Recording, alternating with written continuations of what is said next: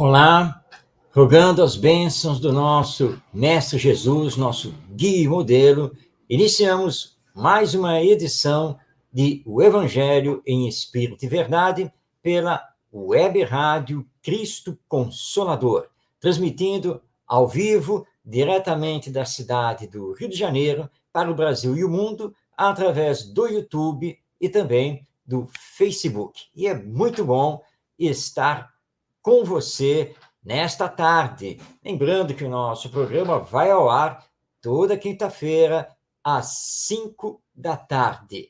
Não perca, esteja sempre conosco, acompanhe também a programação da Web Rádio Cristo Consolador.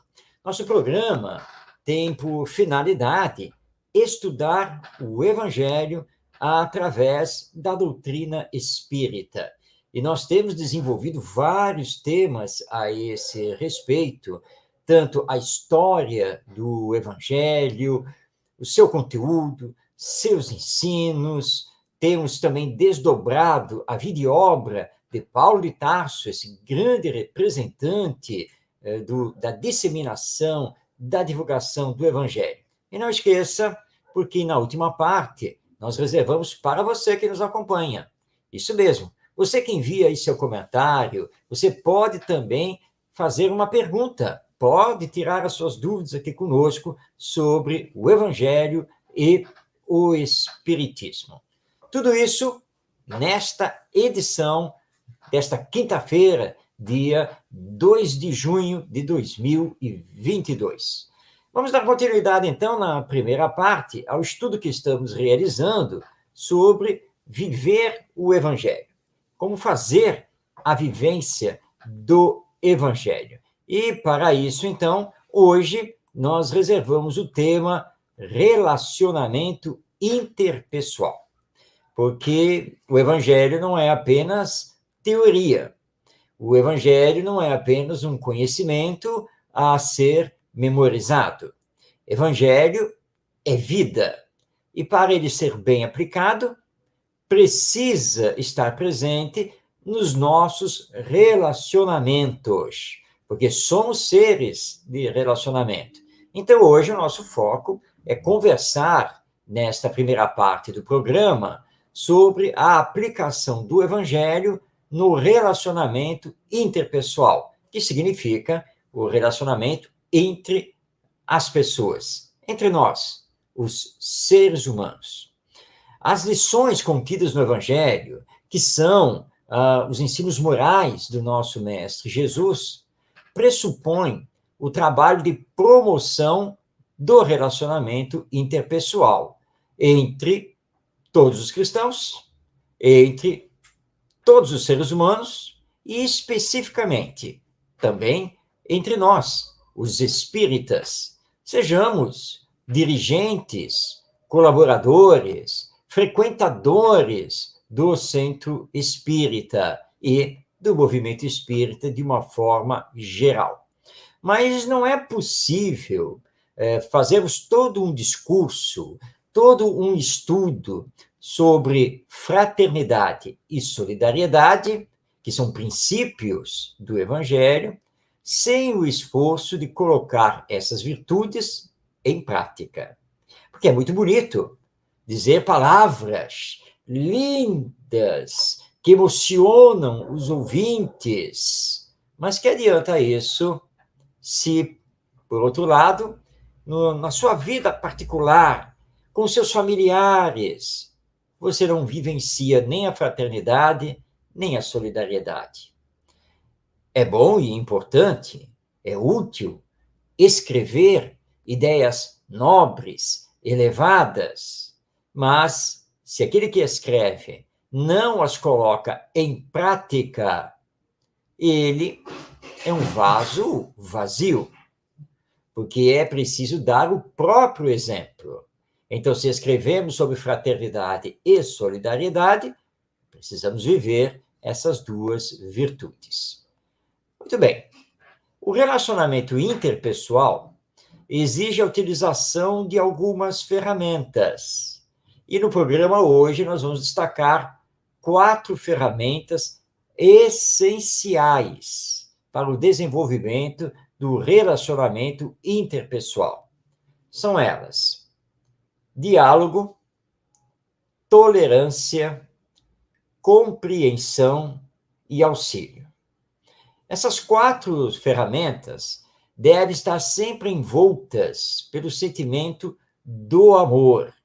Sentimento esse que foi exemplificado por Jesus e que também é sempre constante nos ensinos dos espíritos superiores na codificação espírita, ou seja, as obras assinadas por Allan Kardec. Cada uma dessas 4 ferramentas pode e deve ser utilizada constantemente no exercício salutar da boa convivência. Então, vamos aqui reprisar o que acabamos de falar, que é para fortalecer o nosso entendimento. As 4 ferramentas que vamos estudar agora, que compõem o relacionamento interpessoal, elas devem sempre ser utilizadas, envolvidas pelo sentimento maior do amor. É aí que elas vão funcionar como devem, dentro dessa finalidade do relacionamento interpessoal através do Evangelho.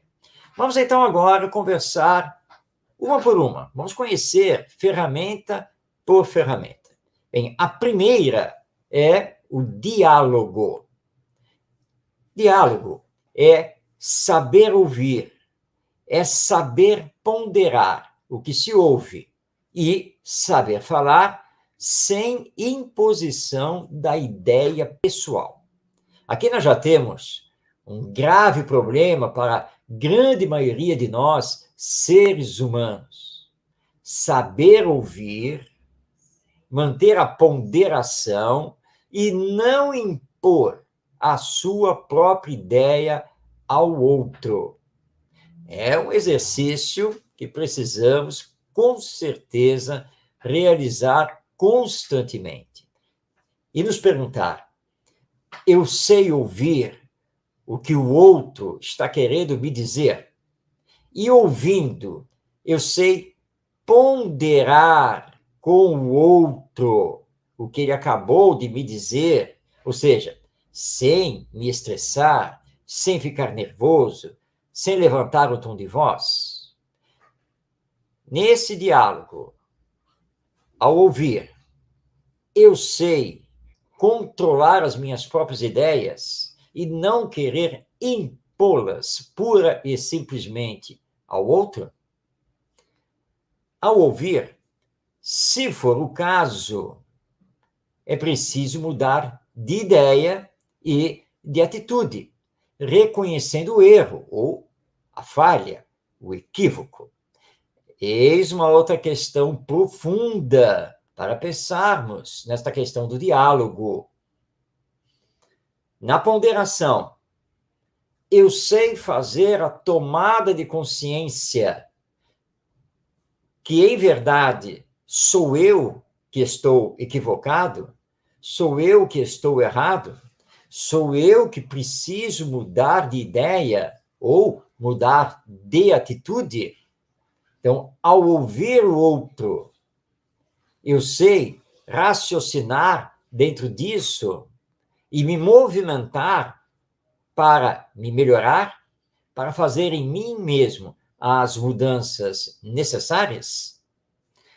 E o diálogo deve existir para a melhor convivência do grupo, o melhor entendimento doutrinário e a melhor dinamização das atividades no centro espírita.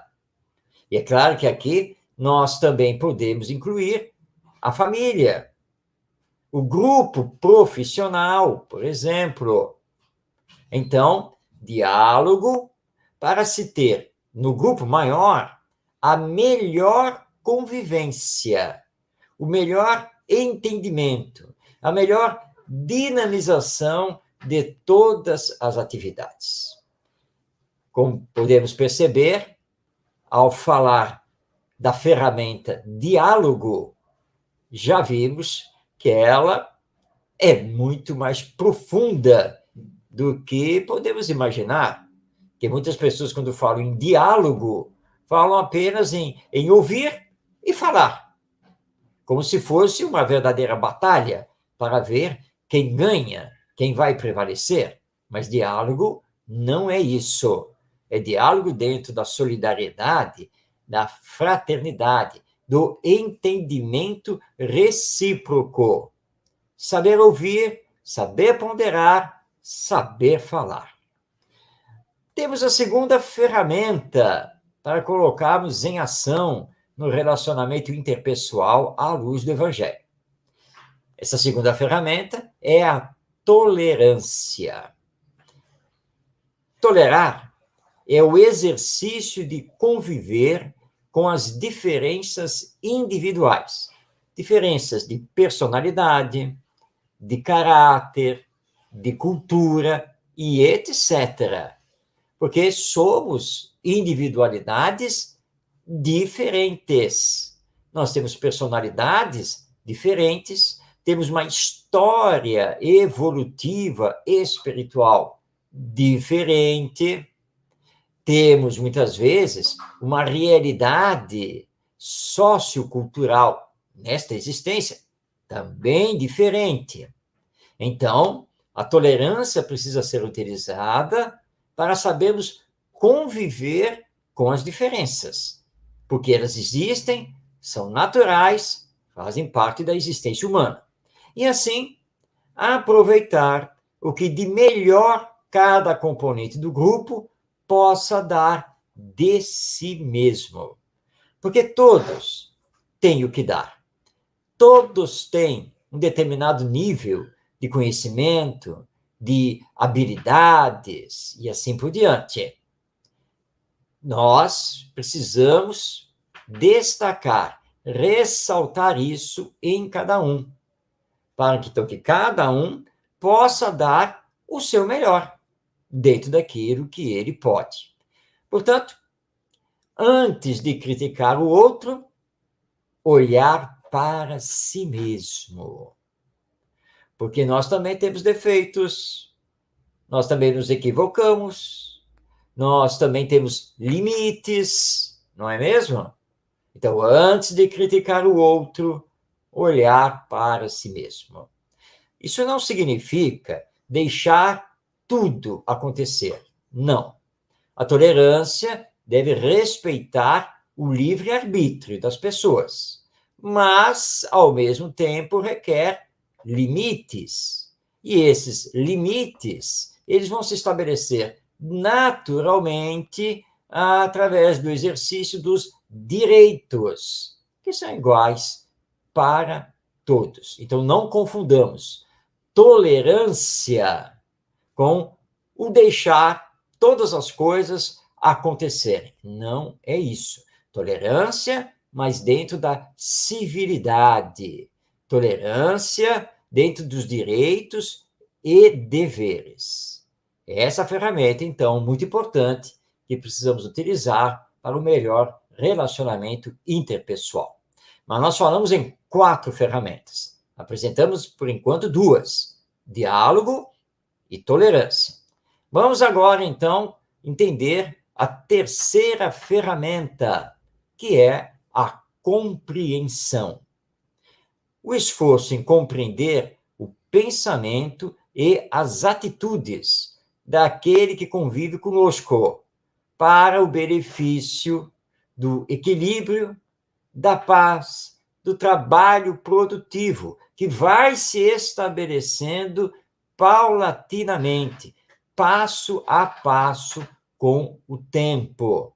Então, compreender o pensamento e as atitudes daqueles que convivem conosco, porque não podemos exigir que todos pensem como nós, que todos façam como fazemos, que tenham as mesmas atitudes nossas. Não é possível exigir isso. Então, temos que fazer esse esforço de compreender o outro como ele é, no estado evolutivo em que ele se encontra, do mesmo jeito que queremos que ele nos compreenda. E também compreender que cada um possui os seus limites. E, tendo essa compreensão, vamos então exercitar a boa vontade, colaborando para o bem comum, que tanto está faltando aqui entre nós. Eu tenho limites, o outro tem limites. Eu estou mais bem desenvolvido em determinada área, o outro está melhor desenvolvido em outra área. Portanto, vamos conjugar os esforços e vamos ter a boa vontade dentro do grupo de colaborar. E como isso é importante, principalmente na família, mas também no centro espírita e também lá no emprego profissional. Colaborar, sempre visando o bem da coletividade, porque pertencemos a ela. Então, essa é a terceira ferramenta, compreensão. E, finalmente, a quarta ferramenta, auxílio. Vamos dar um exemplo aqui bem concreto. Não diga, por exemplo, assim: como a tarefa não é minha, nada tenho com isso. Tem sim. Nós não vivemos no coletivo? Não vivemos em grupo? Sim, de fato. A tarefa não é sua, você não está escalado para aquela tarefa, você não é o responsável direto por aquela tarefa. Mas para o bem comum, o bem coletivo, por que você não pode realizar a tarefa ou auxiliar o outro na execução da tarefa? Se quem deveria fazer não fez, seja lá pelo motivo que for, por que você não pode fazer a título de auxílio e contribuição? E sem esperar reciprocidade. Antes de julgar as razões da falha do outro, isso é um problema seríssimo entre nós, porque esse julgamento, na verdade, pertence a Deus, porque somente Deus sabe da intimidade de cada um e de todos os acontecimentos que o envolvem na sua vida. Então, antes de julgar o outro, devemos estar sempre prontos a auxiliar, sem esperar recompensas e sem fazer cobranças. Não é aqui o caso de simplesmente, então, substituir o outro. Não. É auxiliar, cooperar, sempre que for necessário, visando o bem do grupo. Essa é a ferramenta auxílio. Então, vimos hoje as 4 ferramentas, à luz do Evangelho, para utilizarmos no relacionamento interpessoal. Vamos recordá-las? Diálogo, tolerância, compreensão e auxílio. Então, diálogo, tolerância, compreensão e auxílio para termos o melhor relacionamento interpessoal à luz do Evangelho do nosso querido Mestre Jesus. Muito bem, nós vamos continuar esta conversa, mas semana que vem, na próxima edição do nosso programa, o Evangelho em Espírito e Verdade. Porque agora está na hora de mergulharmos no conteúdo do Evangelho. E nós, já há algumas edições do programa, estamos fazendo um estudo das parábolas que estão ali no Evangelho. Hoje é a vez da parábola da rede, mas nós estudamos, na edição passada, a parábola da pérola. Você conhece a parábola da rede? Já ouviu falar dela? Essa parábola está no Evangelho segundo Mateus, no seu capítulo 13, versículos 47 a 50. É uma parábola em que nosso Mestre Jesus continua a fazer comparações para entendermos o reino dos céus e a sua importância. Vamos então ler aqui a parábola para depois realizarmos os comentários sempre feitos à luz da doutrina espírita. Enquanto isso, envie aí seu comentário, faça a sua pergunta. Nós estamos aqui acompanhando e estamos vendo todas as publicações, tanto através do Facebook quanto do YouTube. Bem, vamos então passar a palavra ao evangelista Mateus. Finalmente, o reino dos céus é semelhante a uma rede que foi lançada ao mar e apanhou peixes de toda espécie. E depois de cheia, os pescadores puxaram-na para a praia. E sentados, puseram os bons em cestos, mas deixaram fora os ruins. Assim será no fim do mundo. Sairão os anjos e separarão os maus dentre os justos, e lançá-los-ão na fornalha do sofrimento. Ali haverá choros e ranger de dentes. Muito bem. Mateus, então, nos trouxe esse ensino de Jesus, esta parábola em que ele compara a conquista do reino dos céus com uma pescaria com rede, que todos nós conhecemos. Não podemos não trabalhar diretamente com isso, mas conhecemos muito bem como se faz isso. Já vimos reportagens, filmes, já lemos a respeito, enfim. Nós sabemos que existe a pesca com vara e a pesca com rede. A pesca com vara, ela é individual, peixe a peixe, e a pesca com rede, normalmente realizada no mar, é aquela que consegue, então, conquistar muitos peixes ao mesmo tempo. Mas o que Jesus quis dizer com isso? Vamos então entender. Quando os pescadores lotam o barco, eles já fazem uma seleção prévia, porque os peixes que eles não querem levar para o porto, eles já vão retirando da rede e devolvendo ao mar. Peixes ainda menores, pequenos, de outras espécies, e eles vão descartando. Mas quando chegam no porto e que eles começam a descarregar o barco, uma segunda seleção mais minuciosa é realizada, porque ali, com o barco já ancorado, eles têm o devido tempo e a devida calma de selecionar, então, os melhores peixes, que vão, então, para os cestos, vão para as caixas, para serem pesados, analisados e vendidos. E vendidos ao melhor preço possível. E, nessa segunda seleção, outros peixes são descartados e esses, então, são vendidos por um preço menor ou, às vezes, são distribuídos à população. Essa seleção é exatamente o que nos acontece após a morte, quando fazemos o nosso retorno ao mundo espiritual.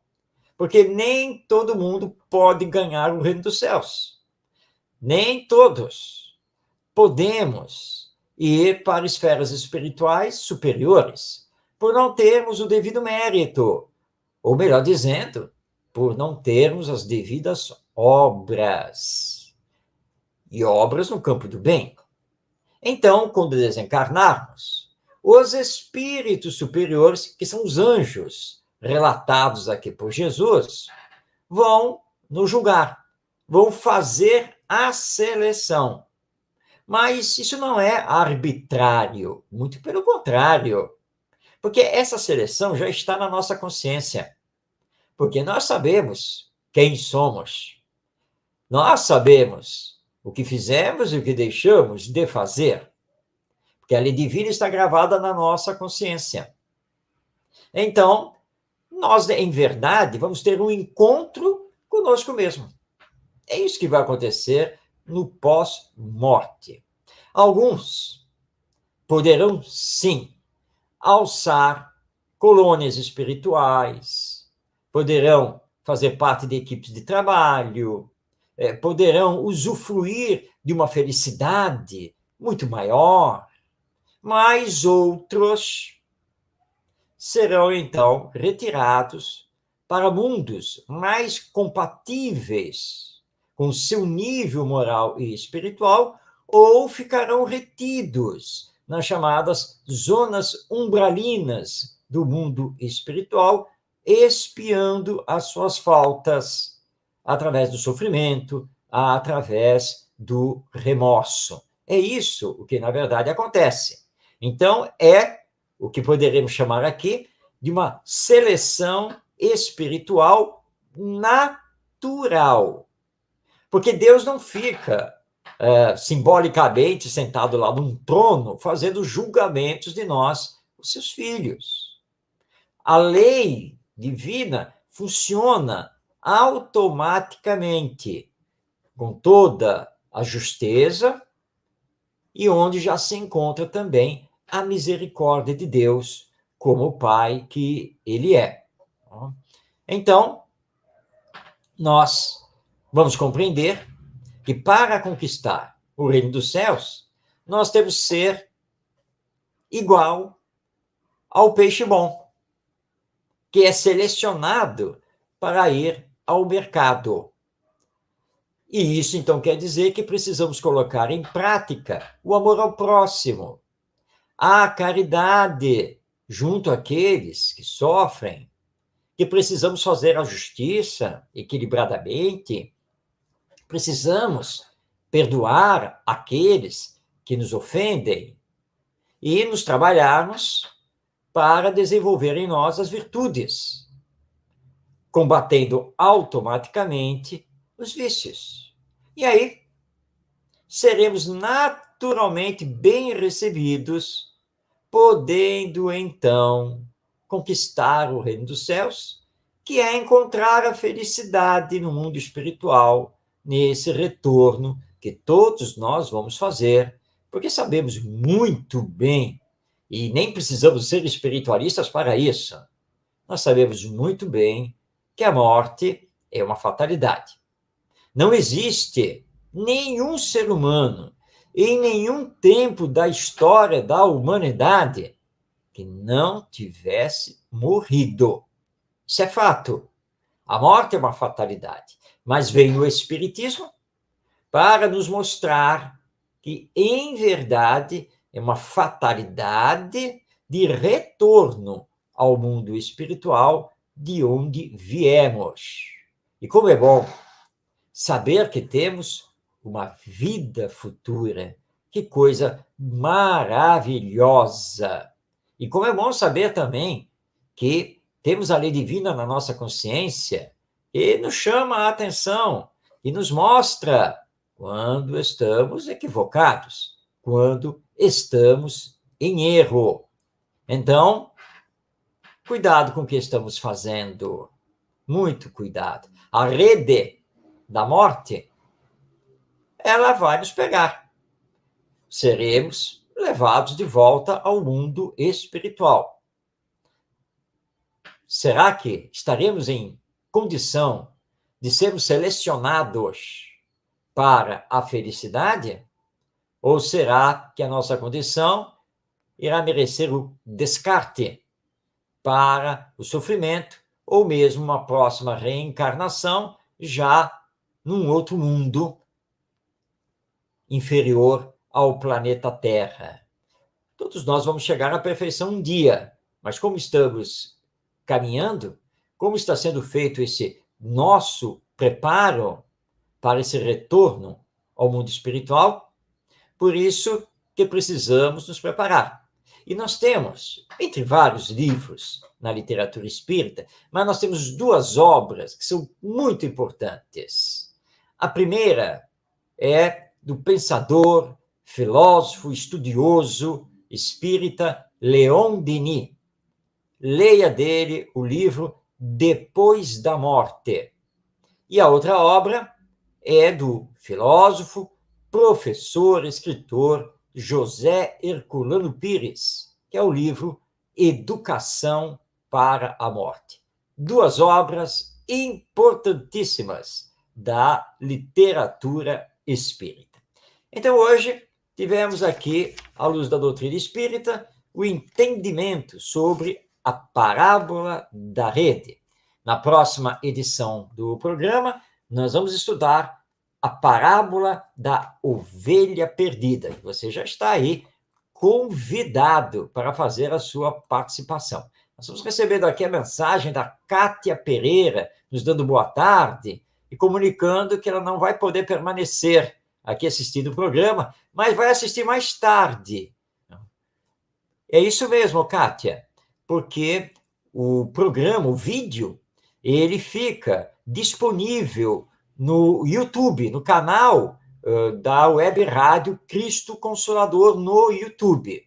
Então, a qualquer tempo, é só acessar, então, o canal Web Rádio Cristo Consolador, vai lá na playlist do programa O Evangelho em Espírito e Verdade e pode, então, assistir todas as edições do nosso programa. Então, faça aí como a Kátia e envie também a sua mensagem. Mas está na hora agora, nós já estamos na metade do programa, como o tempo passa, não é mesmo? Estamos na hora de mergulharmos novamente na vida e obra de Paulo de Tarso. No programa passado, nós vimos, então, que foi tomada a decisão de levar Paulo de Cesareia para Roma, já que ele está sob processo judicial e ele fez o apelo a César, como cidadão romano que ele era, e assim ele vai, então, para Roma. E a viagem tem que ser feita pelo mar, é uma viagem de barco. E nós vamos agora conhecer o que vai acontecer nessa viagem. E estamos aqui acompanhando o belíssimo trabalho realizado por Rui Kremer, que pesquisou bastante sobre a vida e obra de Paulo de Tarso, inclusive utilizando o romance Paulo e Estevão, de Emmanuel, através de Chico Xavier, e dando origem a esta obra que está aqui nas minhas mãos e que eu estou mostrando na tela. Paulo, um homem em Cristo, que é uma publicação da Federação Espírita Brasileira. Muito bem, vamos então agora conhecer essa viagem de Paulo de Tarso para Roma. O navio em que embarcaram no porto de Mira, no litoral da Lícia, transportava trigo, pois Mira era importante centro de comercialização do cereal vindo do Egito. Estes navios tinham, muitos deles, razoável capacidade para a época, havendo os que carregavam até 2.000 toneladas. A embarcação, que foi motivo de contrato por parte de Júlio, aqui é o centurião que está encarregado de levar Paulo e outros prisioneiros a Roma, estava carregada e levava a bordo 276 pessoas. O período já não era favorável. O outono do ano 60 já estava avançado. Mesmo o navio de Adramítio, que haviam utilizado até então, não viera por rota normal. Os ventos do oeste o haviam forçado a rentear a costa fenícia, para depois, passando junto a Chipre, chegar a Mira, em meio a muitas dificuldades. Como veremos, as coisas irão piorar daqui para frente. Lucas descreve com grande propriedade técnica, no capítulo 27 dos Atos dos Apóstolos, a desconcertante viagem.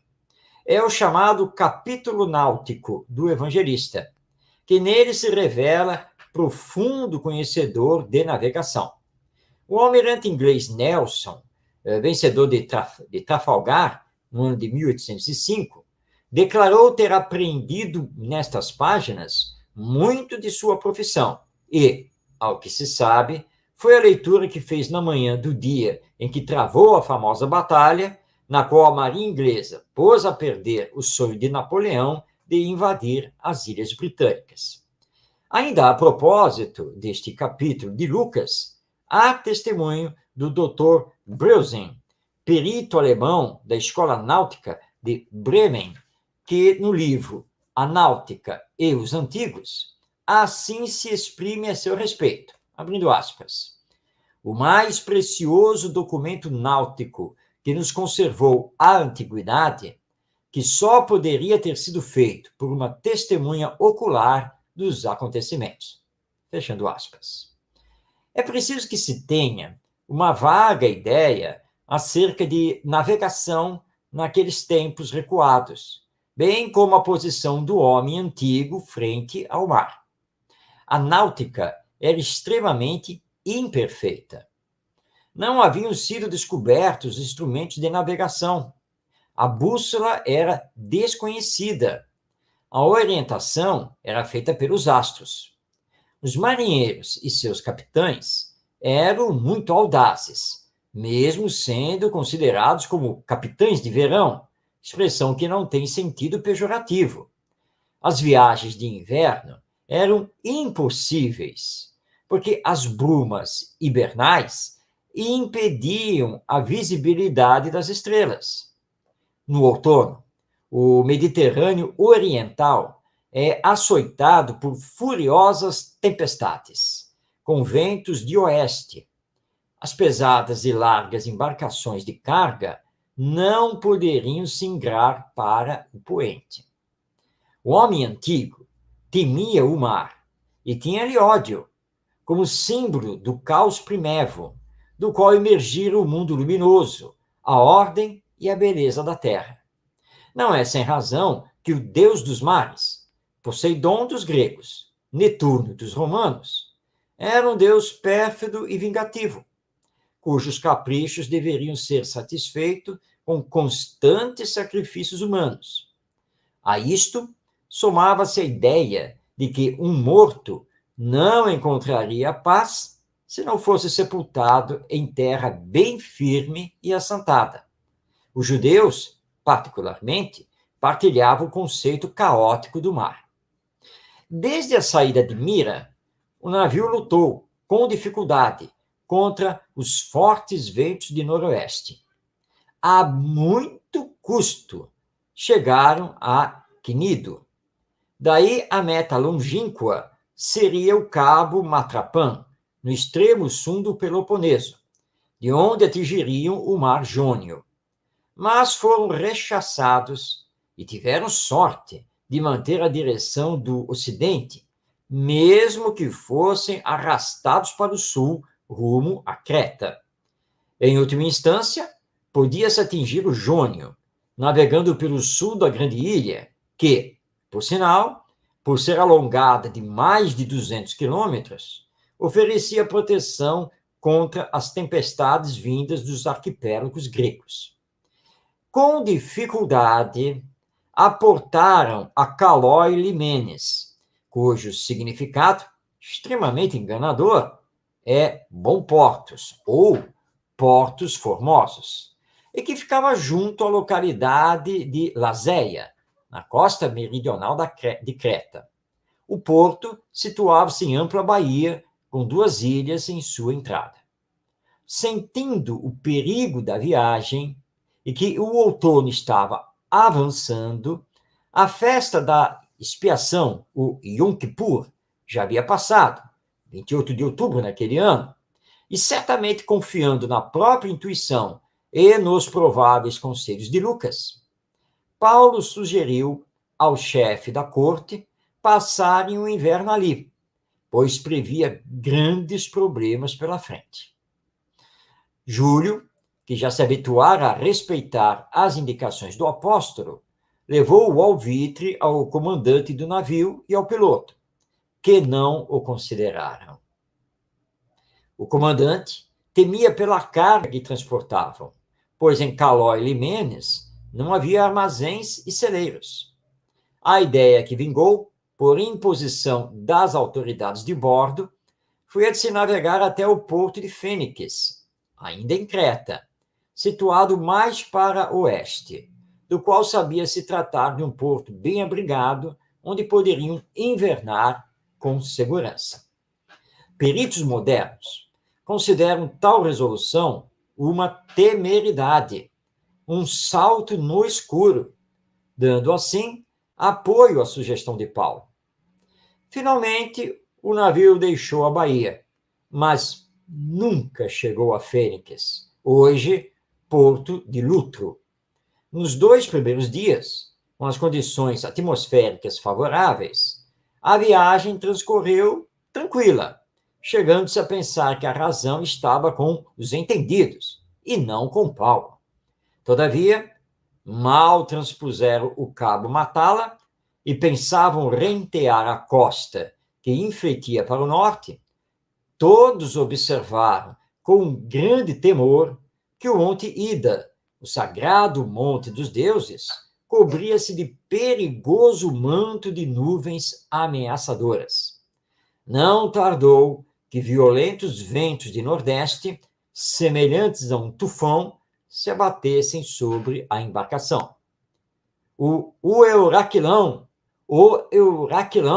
gritavam todos, espavoridos, referindo-se ao famoso vento em turbilhão, que levou o navio para mar alto, como uma folha arrastada pelo vento. As velas foram amainadas e o timão foi solto, pegando o barco à deriva, por não poder resistir aos ventos. A algumas milhas da costa, situava-se a ilha de Clauda, sob cuja proteção pôde ser içado a bordo o Scaler, que vinha até então sendo arrastado pelo navio com grande perigo. As grandes ondas ameaçavam fazer o navio desconjuntar-se. Minutos havia que sua parte mediana ficava apoiada na crista das ondas, enquanto a popa ou a proa, ou ambas, ficavam sem apoio, sobre o abismo das águas. O peso da carga podia levar a embarcação a partir-se ao meio. Uma decisão heróica foi tomada: cingir o navio com cabos. Passou-se a noite em grande temor. Novo perigo ameaçava o pobre barco. Como estivesse sem orientação, temiam encalhar nos bancos de areia da Sirte, os mares do norte da África. A maruja, no dizer de Lucas, arriou o isqueus, palavra grega de difícil tradução, significando aparelho, apretexto ou equipamento. A expressão descer o aparelho, segundo Marshall, um estudioso do Evangelho, pode significar descer algum tipo de âncora para frear a marcha excessivamente rápida da embarcação. A tempestade não dava o menor sinal de arrefecer. Continuava-se a deriva. No dia seguinte, começou-se a aliviar o navio de sua carga e, no terceiro dia, os marinheiros lançaram ao mar os skewing, ou seja, os aparelhos do navio, certamente os apetrechos supérfluos. E sempre o pior pela frente.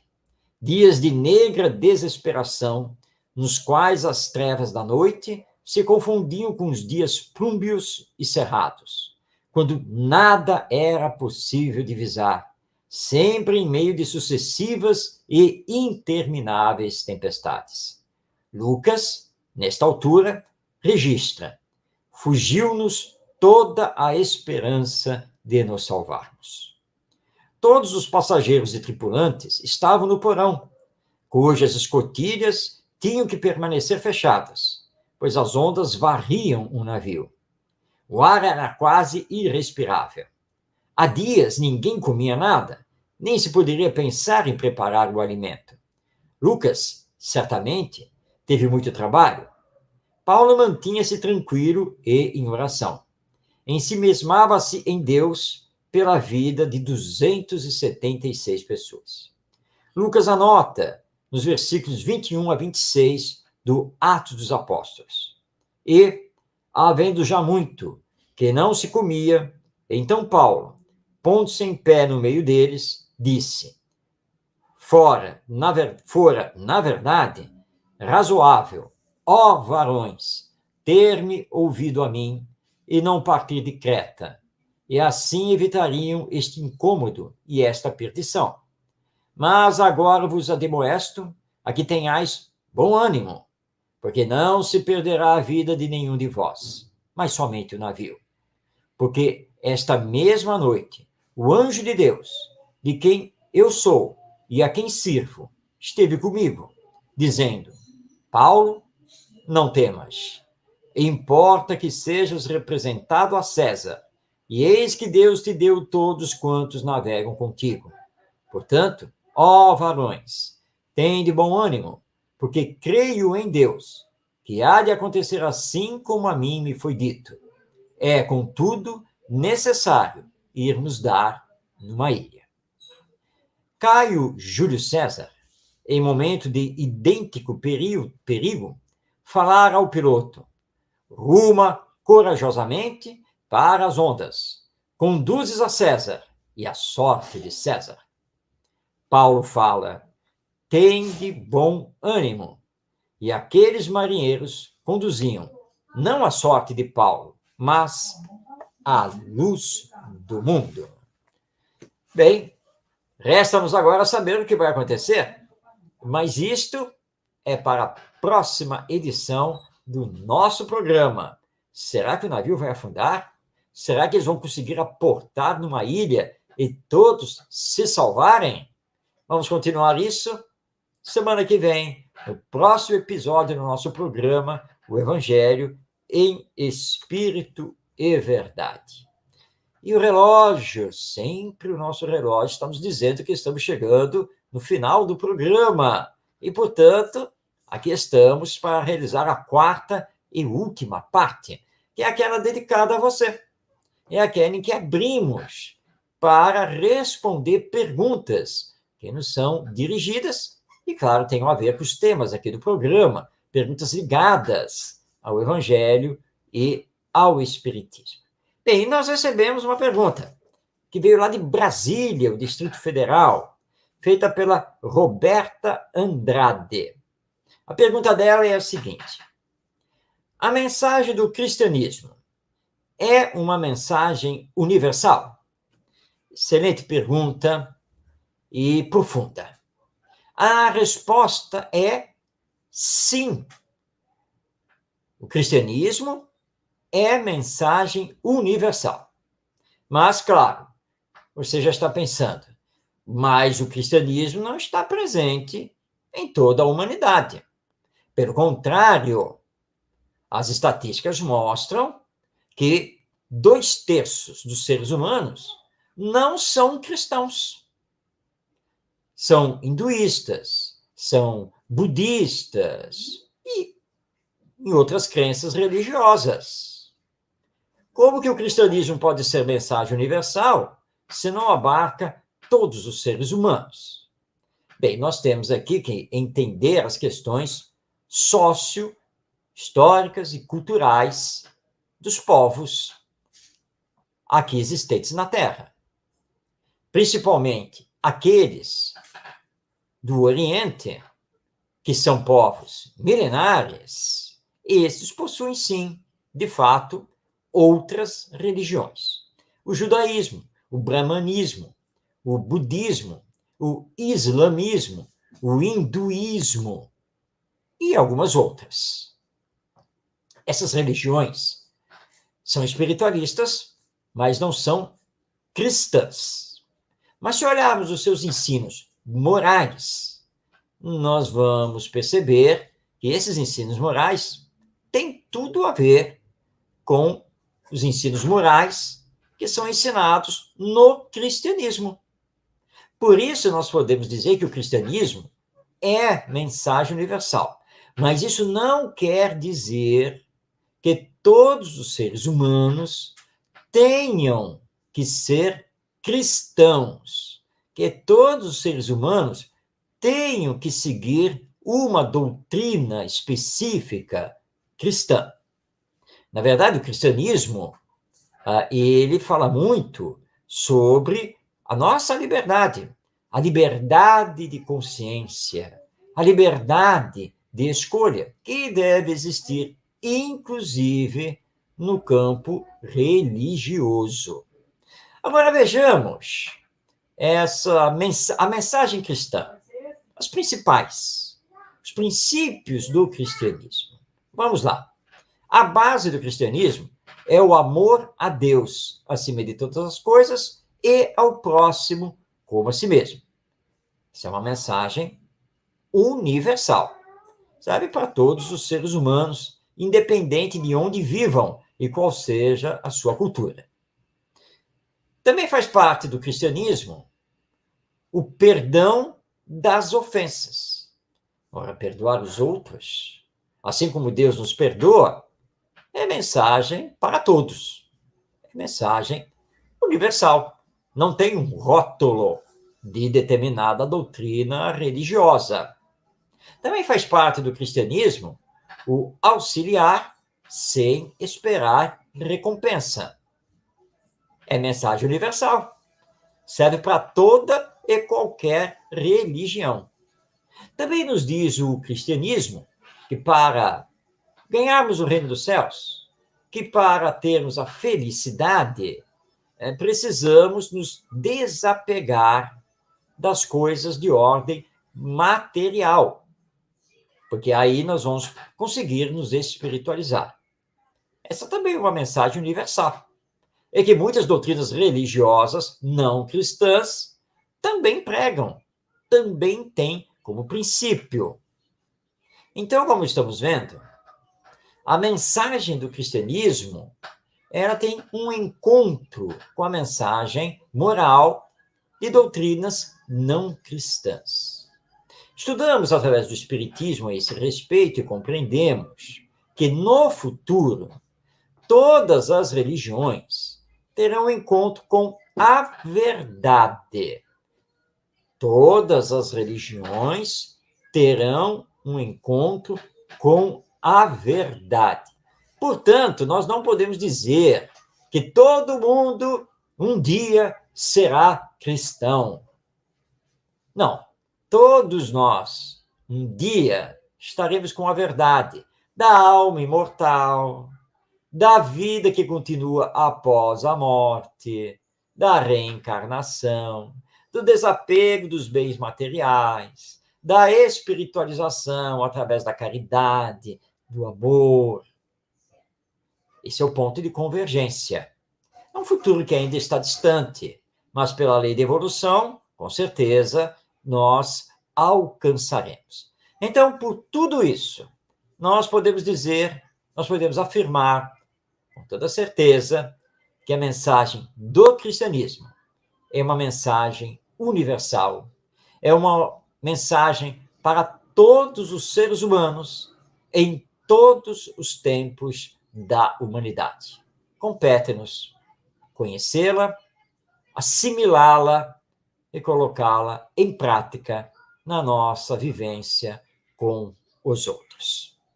Muito bem, chegamos ao final de mais uma edição de O Evangelho em Espírito e Verdade, que vai ao ar toda quinta-feira, às 5 da tarde, ao vivo, pela Web Rádio Cristo Consolador. E se você não puder acompanhar ao vivo, não se preocupe, basta você, a qualquer tempo, acessar o YouTube, digite lá na busca Web Rádio Cristo Consolador, você vai encontrar o canal da Web Rádio e, entrando no canal, lá na playlist, é só procurar a playlist do nosso programa e você terá acesso a todas as edições do mesmo. Bem, chegamos então ao final, agradecendo pela sua companhia, rogando ao nosso Mestre Jesus que nos abençoe, que possamos todos continuarmos juntos, servindo ao Evangelho, porque isso é o mais importante de tudo. E que assim nós possamos voltar a nos encontrar na próxima semana, se Deus quiser. Um grande abraço a você.